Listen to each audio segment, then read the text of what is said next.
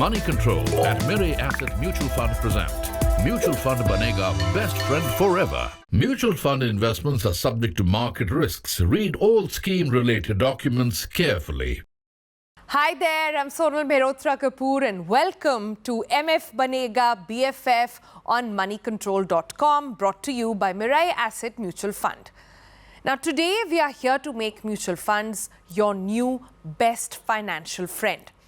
Just the way you understand your BFF, this show will help you understand mutual funds in a much better way, ताकि आप informed investment decisions ले सकें. तो चलिए शुरू करते हैं आज का शो MF रनडाउन सेगमेंट से.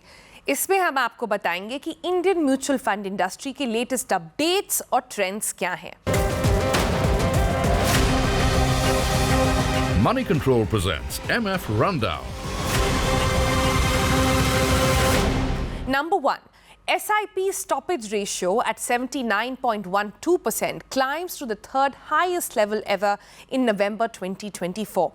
It touched highest of 88.38% in May 2024 and 80.69% in May 2020. Number 2, investors can now cancel their systematic investment plans or SIPs more quickly, as SEBI has now shortened the processing time to 2 working days from the previous 10 working days.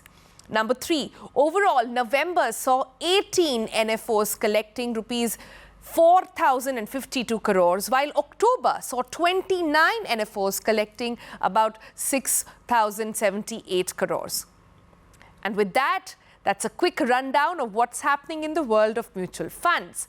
Now let's dive into today's topic, Alpha Investing, Target Market Trends. Money Control presents DIY MF. We are joined today by Mr. Rahul Agarwal. He's the founder and principal advisor at Advent Financial. Welcome to the show, Mr. Agarwal. How are you doing today? Great, Sonal. Thank you for having me. Super.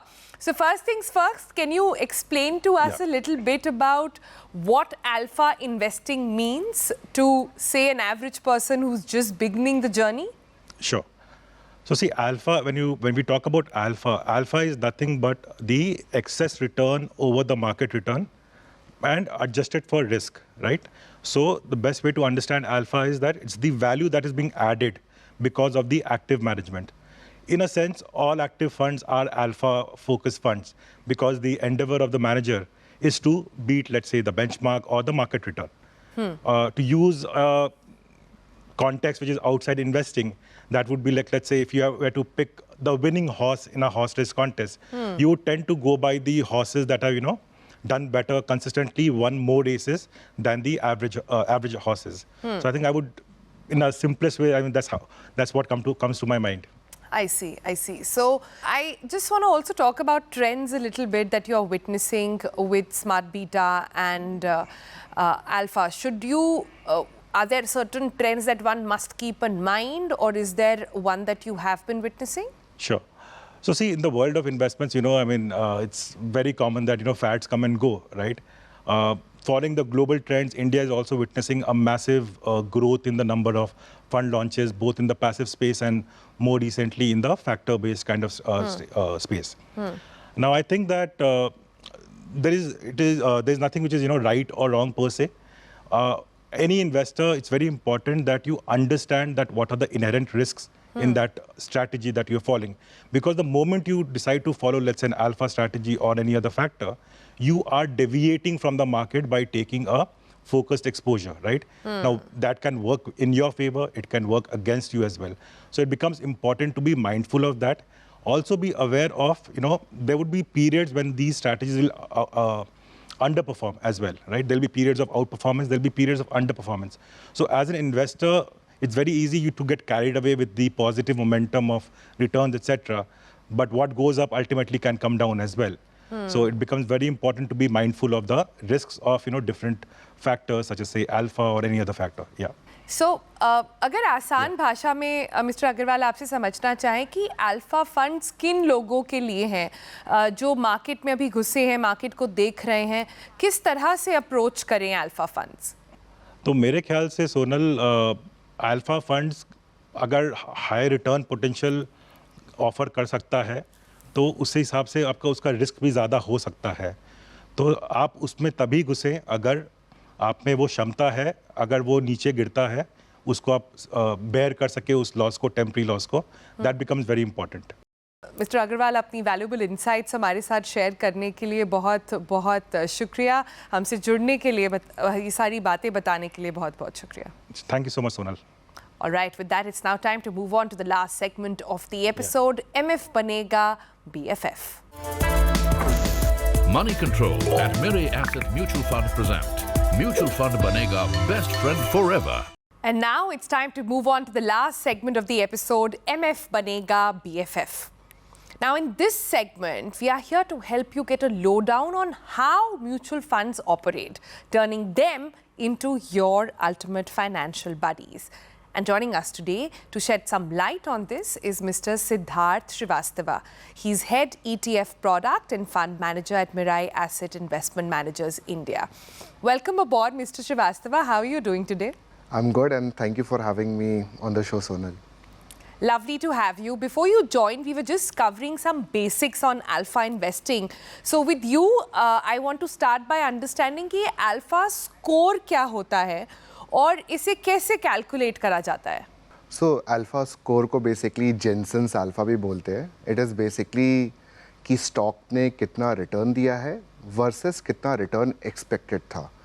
And ये जो expected return है वो basically capital asset pricing model पे based होता है. So alpha is nothing but कि actual return क्या है वर्सेस थ्योरेटिकल एक्सपेक्टेशंस क्या थी.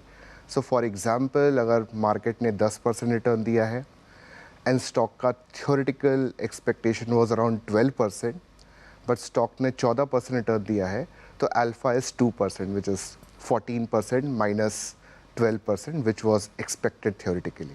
Okay, when you say theoretically, what does that mean? So there's a model called capital asset pricing model, which uses stocks beta, risk-free rate, and जो भी market ने, underlying market ने returns generate किए हैं, जिसको use करके वो बताता है कि अगर मार्केट का रिटर्न x था, स्टॉक का बीटा y है and risk free rate z है, तो स्टॉक का रिटर्न आइडियली कितना होना चाहिए theoretically. So alpha is basically from a calculation point of view, जब एनएससी अल्फा इंडिसेस बनाता है तो वो कंपेयर करता है कि एक्चुअल रिटर्न कितने आए हैं वर्सेस सीएपीएम के बेसिस पे थियोरेटिकल एक्सपेक्टेशंस क्या थी. जी, तो क्या ये फंड्स में स्टॉक्स को कोई अल्फा स्कोर असाइन होता है जिसके बेसिस पे डिसाइड करा जाता है कि वेटेज क्या होगा? सो अगर मैं एनएससी के इंडेक्स मेथोलॉजी की बात करूं, तो सबसे पहले सिलेक्शन होता है कि कौन से स्टॉक्स ने सबसे ज़्यादा अल्फा जनरेट किया है, which is basically compare to theoretical expectation, किसने सबसे ज़्यादा आउट परफॉर्मेंस दी है. जी. एंड जब उन स्टॉक्स का सिलेक्शन हो जाता है तो उनकी वेइंग भी बेस्ड ऑन अल्फा स्कोर होती है. तो अनलाइक निफ्टी 50 इंडेक्स जहाँ पे सबसे बड़ी कंपनियों को ज़्यादा वेटेज मिलता है, तो HDFC, Reliance are the top holdings. In case of alpha fund, after selecting let's say 30-40 stocks, जिस स्टॉक्स का अल्फा स्कोर ज़्यादा होता है उसको हायर वेटेज मिलता है. तो आपकी एक lower large cap company, smaller large cap company या एक मिड कैप कंपनी को भी एक large and mid cap portfolio में हायर वेटेज मिल सकता है, बिकॉज यहाँ पे जो एनएससी के इंडिसेस हैं उसमें मार्केट कैप का कोई रोल नहीं होता है एलोकेशन के टाइम पे. It is purely based on your alpha score. I see. तो अल्फा स्ट्रैटेजी अगर कोई अपना रहा है, is there a particular bend towards, historically speaking कोई एविडेंस है कि ज़्यादा ही अच्छा बुल मार्केट या बेयर मार्केट में परफॉर्म करते हैं? सो इसमें काफ़ी ज़्यादा सोच और समझ करके इन्वेस्ट करने की ज़रूरत है. अल्फा नाम से लगता है कि it will always out perform the market, but ऐसा है नहीं. मैं कुछ डेटा सामने रखता हूँ. सो अगर मैं देखूँ पिछले 10 साल में अल्फा ने निफ्टी 50 को ऑलमोस्ट 10% कैगर से आउट परफॉर्म किया है, right, which is significant and which is why people are getting attracted towards these strategies. And alpha की आउट परफॉर्मेंस पिछले 3 साल 5 साल में भी काफ़ी अच्छी रही है, and that's why seeing lot of investment happening in alpha based funds. लेकिन ये फंड सिक्लिकल होते हैं। जी see alpha is nothing but a trend based investing. जो स्टॉक्स और सेक्टर्स अच्छा कर रहे हैं उनका पोर्टफोलियो पे सिलेक्शन होता है, बिकॉज वही आउट परफॉर्मेंस जनरेट कर रहे हैं, एंड एक्सपेक्टेशन ये होती है कि ये ट्रेंड थोड़े टाइम तक कंटिन्यू होगा। तो जब भी हम ट्रेंड बेस्ड मार्केट देखते हैं इधर ऑन दी अपसाइड या डाउन साइड, तो हमने देखा है कि अल्फा अच्छा करता है। बट जब हम साइडवेज मार्केट देखते हैं जहाँ पे मार्केट में वॉलेटिलिटी हो और कोई एक डायरेक्शन नहीं दिखाई दे रहा है, वहाँ पे अल्फा अंडर परफॉर्म भी कर सकता है। फॉर एग्जांपल मैंने बताया कि 10 साल में अल्फा ने निफ्टी 50 को ऑलमोस्ट निफ्टी 200 अल्फा 30 ने निफ्टी 50 को ऑलमोस्ट 10% कैगर से आउट परफॉर्म किया है। बट अगर मैं लास्ट 3 महीने की बात करूं और नवंबर एंडिंग डेटा की बात कर रहा हूं, तो markets are down by 4 to 4.5%, but alpha is down around 10% or Yes. so you can have these significant drawdowns also. So it has higher drawdowns, it has more volatility, but अगर आप long term तक invested रह सकते हैं, तो typically alpha based products outperform करते हैं underlying markets को। So another thing I want you to clarify is that, you know, alpha investing focuses on stocks that consistently generate excess returns compared to the market benchmark. तो ये जो constant search for winners का result high rate churn में होता है, तो क्या ये portfolio cost को भी बढ़ा सकता है? और अगर ये बढ़ा रहा है तो क्या ये प्रॉब्लमैटिक हो सकता है if funds grow too large and it will get difficult to buy and sell stocks at such high frequency as well? अगर किसी अल्फा बेस्ड प्रोडक्ट में 100% चर्न है, which is one side 100% churn है, so typically आपकी जो churn cost होगी वो around 23 to 25 basis point होगी, and this is excluding the impact cost.